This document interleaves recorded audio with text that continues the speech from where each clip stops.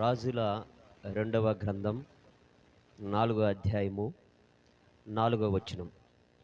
అప్పుడు నీవు నీ ఇంటిలోనికి వచ్చి నీవును నీ కుమారులను లోపల నుండి తలుపు మూసి ఆ పాత్రలన్నిటిలో నూనె పోసి నిండినవి ఒక తట్టున ఉంచమని ఆమెతో సెలవియ్యగా, ప్రవక్త అయినటువంటి ఎలీషా దగ్గరికి ఒక స్త్రీ వచ్చి, దైవజనుడా, నీ శిష్యులలో నా భర్త చాలా భక్తి కలిగినటువంటి వాడు అని నీకు తెలుసు. అతను చనిపోయాను.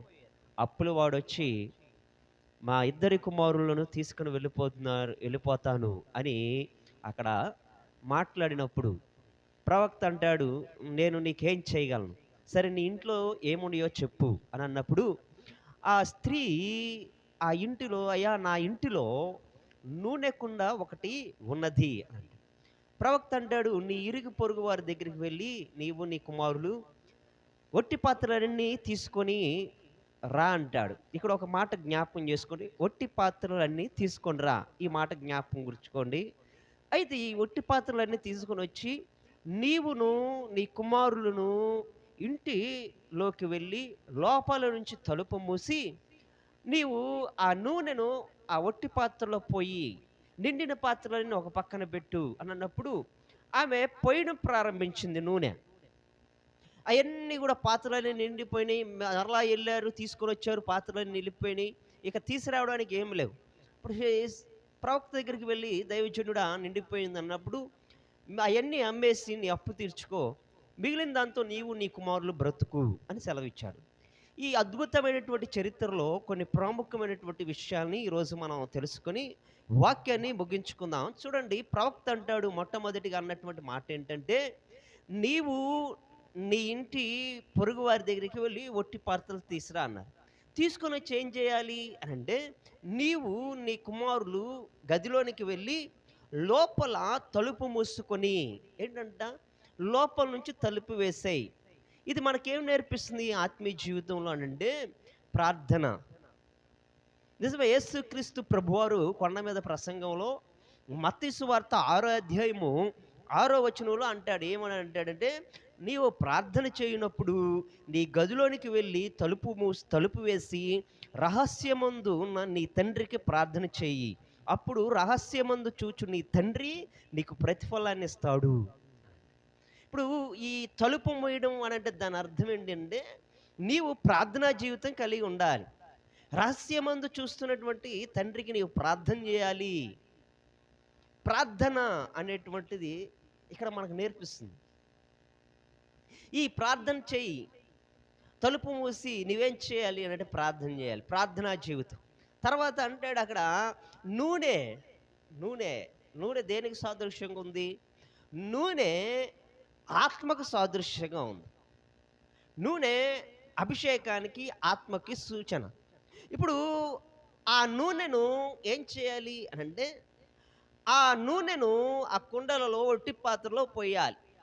ఆత్మ నింపుదన చాలా అవసరం. అపోస్తుల కార్యాల గ్రంథం 11:24లో ఉంటుంది. ఏమని ఉంటుందంటే, అతడు పరిశుద్ధాత్మతోనూ విశ్వాసముతోనూ నిండుకొని నా సత్పురుషుడు. ఎవరు ఇతను అంటే బర్నబా. ఈ బర్నబా ఎలాంటి వాడు అనంటే, ఆత్మతోనూ పరిశుద్ధాత్మతోనూ విశ్వాసముతోనూ నిండుకొనిన సత్పురుషుడు. ఈరోజు బర్నబాకేనా పరిశుద్ధాత్ముడు అవసరం? మనకు పరిశుద్ధాత్ముడు అవసరం లేదా? ఈరోజు మనకు కూడా పరిశుద్ధాత్మ కావాలి. పరిశుద్ధాత్ముడు అవసరం. అందుకని ఎఫెసీ పత్రికలో ఎఫెసీ సంఘంతో అంటాడు పౌలు గారు, మీరు ఆత్మపూర్ణులై ఉండండి అన్నాడు. నిజమే, ఆత్మపూర్ణులుగా మనం ఉండాలి. నీ జీవితంలో జ్ఞాపం చేసుకోవాలి, ఈ నిండిన పాత్రలన్నీ నూనెతో నిండిన పాత్రలు, ఒట్టి పాత్రలు. ఒట్టి పాత్రలు. ఒట్టి పాత్ర దేనికి సాదృశ్యంగా ఉందో తెలుసా? నీకే సాదృశ్యంగా ఉంది ఒట్టి పాత్ర. ఇప్పుడు నువ్వేం చేయాలి అని అంటే, ఆత్మతోనూ ప్రార్థనతోనూ నింపబడాలి. ఆత్మతోనూ ప్రార్థనతోనూ నీవు నింపబడితే, ఆత్మతోనూ ప్రార్థనతో నువ్వు నింపబడితే, అక్కడ రాయబడినటువంటి మాట ఏంటంటే, జరిగినటువంటి కార్యక్రమం ఏంటంటే, ఆమె అప్పంతా తీరిపోయిందంట.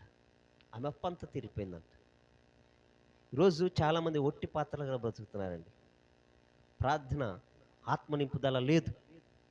హగ్గయి గ్రంథంతో ఒకటో అధ్యాయము హగ్గయి గ్రంథం ఒకటో అధ్యాయంలో మనం జ్ఞాపకం చేసుకున్నట్లయితే 4-6 వచనాలు చదివితే అక్కడ ఏముంటది అనంటే, ఇదిగో ఈ మందిరం పాడైపోయి ఉండగా మీరు సురంబి వేసినటువంటి ఇండ్లలో నివసించుటకు ఇది సమయమా అని అంటాం.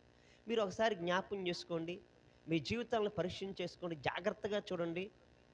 మీ యొక్క ప్రవర్తనను కనిపెట్టండి. మీరు అన్నం తింటున్నారు. మీకు తృప్తి ఉందా? కడుపు నిండుతుందా? మీరు మంచినీళ్ళు తాగుతున్నారు. మీ దాహం తీరుతుందా? మీరు కష్టపడి ఒక వ్యక్తి కూలి పనికి వెళ్ళి కష్టపడి పని చేసుకుంటున్నాడు. ఆ పని చేసుకొని సంపాదించినటువంటి పనివారి కష్టం జీతమంతా గూడా చినిగిపోయినటువంటి సంచిలో వేసినట్టు లేదా అని అక్కడ సెలవిస్తూ ఉన్నాడు. నిజమే. ఈరోజు చాలామంది తమ కష్టార్జితాన్ని అనుభవించుకోలేకపోతున్నారు. ఎందుకో తెలుసా? ఆత్మ ప్రార్థన ఈ 2 ద్వారా ఆత్మశక్తితోనూ ప్రార్థనా జీవితం నీవు నింపబడితే నీ కొదువన్నీ, అప్పులన్నీ తీరిపోతాయి. హల్లెలూయా!